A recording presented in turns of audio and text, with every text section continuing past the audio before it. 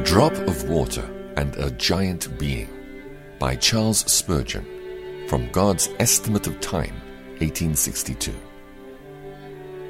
Surely the nations are like a drop in a bucket. They are regarded as dust on the scales. He weighs the islands as though they were fine dust. Isaiah chapter 40, verse 15. Within the compass of a drop of water, we are told that sometimes 1,000 living creatures may be discovered. And to those diminutive creatures, no doubt, their size is something very important.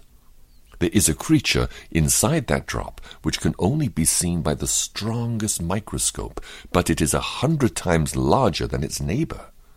And it feels, no doubt, that the difference is amazing and extraordinary. But to you and to I, who cannot even see the largest of these creatures with the naked eye, the larger animalcule is as imperceptible as his dwarfish friend.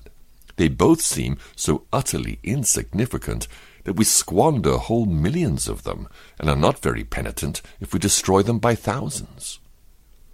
But what would one of those little imperceptible animals say if some prophet of its own kind could tell them that there is a giant being living that would reckon the whole world as a drop of water, as nothing, and could take up 10,000 of those drops and scatter them without the exertion of half its power?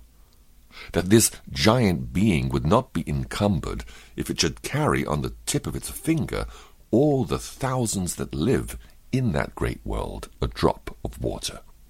That this giant being would have no disturbance of heart, even if the great king of one of the empires in that drop should gather all his armies against it and lead them to battle. Why, then the minuscule creatures would say, "How can this be? We can hardly grasp the idea."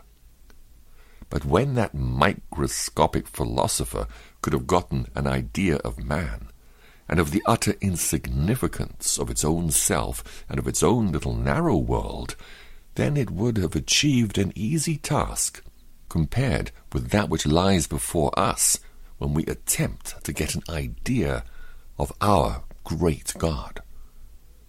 We think of the infinite nature of God in being able to marshal all the stars and govern all the orbs which bespangle the brow of night. But I take it to be quite as great a wonder that he should even know that such insignificant nothings as we humans are in existence, much more that he should count every hair of our heads, and not allow one of them to fall to the ground without his express decree.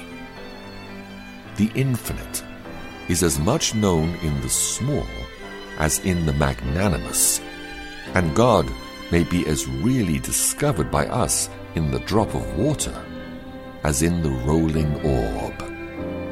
But this is astonishing of God, that he even observes us.